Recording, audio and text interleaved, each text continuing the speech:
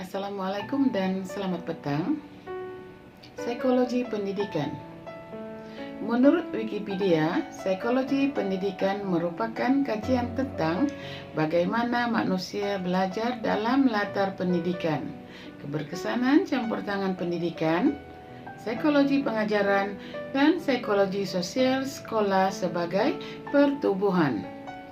Menurut Arthur S. Riber 1998, menyatakan psikologi pendidikan adalah sebuah subdisiplin ilmu psikologi yang berkaitan dengan teori dan masalah pendidikan, yaitu berkaitan dengan kelas, kurikulum, dan co-kurikulum. Kajian saya pada kali ini mengenai perbezaan individu dalam pembelajaran. Menurut Khairul Yusri tahun 2007, perbezaan individu dari segi ketidaksamaan aspek perkembangan secara fisikal, mental, sosial, emosi di kalangan individu. Oleh yang demikian, guru perlu memahami dan mengetahui perbezaan individu bagi memudahkan proses pengajaran dan pembelajaran. Perbezaan individu menurut Plato tahun 2000, tidak ada dua orang yang dilahirkan sama, tetapi masing-masing berbeza daripada yang lain dalam endowment semula jadi. Menurut Jonasson dan Grossbix 1993, dua faktor utama yang menjelaskan mengenai perbezaan individu. 1. Ciri-ciri pembelajaran. Terdapat 3 ciri-ciri pembelajaran dalam perbezaan individu. Gaya pembelajaran yang berkaitan dengan jenis pembelajaran dalam aktiviti pengajaran. B. Personality, bagaimana individu berinteraksi dengan persekitarannya. C. Pengetahuan terdahulu, merujuk kepada pengetahuan sedia ada pelajar ataupun individu. Kedua, perbezaan individu dalam tugas pembelajaran. Menurut taksonomi Bloom 1956, terdapat 6 objektif kognitif yang mempengaruhi perbezaan individu. Pengetahuan. B. Pemahaman. C. Aplikasi. D. Analisis. E. Sintesis. Dan yang akhir sekali ialah F. Penilaian. 4 pendapat ahli psikologi mengenai perbezaan individu. Pertama, perbezaan gaya pembelajaran menurut Cobbs. Cobbs mentakrifkan gaya pembelajaran sebagai kaedah pilihan untuk mendapatkan dan memproses maklumat. Beliau mengenal pasti 4 jenis gaya pembelajaran. Pelbagai. B. Assimilator. C. Penukaran. Dan D ialah accommodator.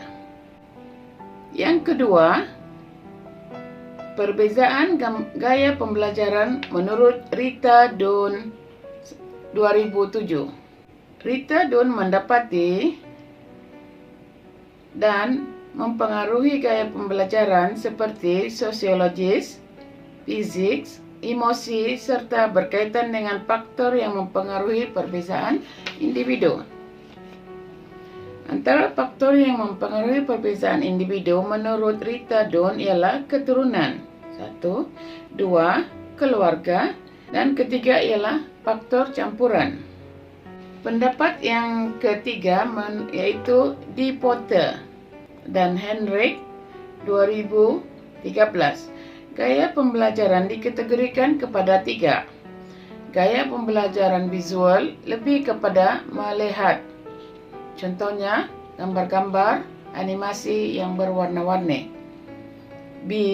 Gaya pembelajaran auditory. Ia lebih banyak mendengar. Dia akan bercakap dan akan merakam apa yang dicakap kemudian dia dengar semula. Gaya belajar kinestetik. Gaya belajar kinestetik mengharuskan pelajar atau individu belajar untuk menduduki peperiksaan atau untuk lulus peperiksaan.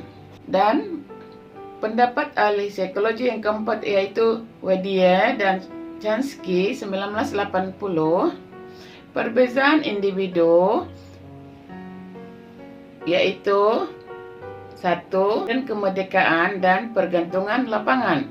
Medan kemerdekaan dia lebih kepada analitik, menjana struktur dan idea, diarah secara dalaman, berorientasikan konsep dan suka menyendiri. Individu yang pergantungan lapangan, global dan menyeluruh, menerima struktur dan idea, boleh memberikan pendapatnya sendiri, bergaul dengan semua dan boleh menerima pendapat orang lain berkaitan dengan fakta. Pada pendapat saya, perbezaan individu merupakan hal penting yang harus diketahui oleh seorang pendidik atau guru, kerana perbedaan ini dapat digunakan untuk menentukan kaedah menyampaikan proses belajar di dalam kelas. Sebagai pendidik harus mencari dan menemukan perbezaan yang ada pada pelajar, terutamanya perbezaan yang berkaitan dengan fizikal, sosialisasi, emosi, dan yang berkaitan dengan persekitaran pelajar serta pengalaman hidup pelajar. Ini dilakukan untuk memudahkan dalam proses pembelajaran serta dalam memberikan layanan terhadap pelajar dan mengembangkan potensi pelajar.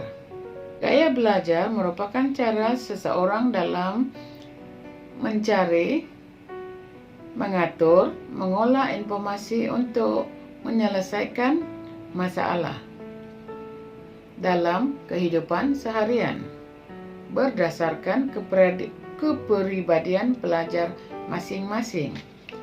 Saya amat bersetuju bahawa gaya belajar dibezakan kepada 3 gaya belajar, yaitu gaya belajar visual, gaya belajar auditory, dan gaya belajar kinestetik. Gaya belajar ini sebenarnya amat sesuai kepada kanak-kanak peringkat awal persekolahan, kerana kanak-kanak ataupun murid-murid yang di bawah umur 12 tahun lebih suka kepada belajar mengikut gerakan dan juga belajar mengikut apa yang dia lihat dalam keadaan animasi yang lebih menarik. Gaya pembelajaran terdiri daripada kognitif, lebih menjelaskan perasaan emosi, ciri-ciri fisiologi, bagaimana pelajar melihat, berinteraksi dan bertindak balas terhadap persekitaran pembelajaran. Purata para ilmuwan beranggapan perbezaan pembelajaran seseorang dipengaruhi oleh fizikal, emosi, mental, umur dan persekitaran semula jadi pelajar tersebut. Secara kesimpulannya, pembelajaran adalah teras pendidikan. Warga pendidik perlu tahu bagaimana manusia belajar, tidak kira anda seorang pentadbir, pembangunan kurikulum, kaunselor atau guru disiplin. Tugas utama memastikan semua tindakan kepada peningkatan pembelajaran pelajar. Setiap orang memiliki cara belajarnya sendiri, seperti pelajar visual, pelajar auditory, dan pelajar rakaman informasi. Gaya pembelajaran terdiri daripada kognitif, lebih menjelaskan perasaan emosi dan ciri-ciri fisiologi. Sekian, terima kasih.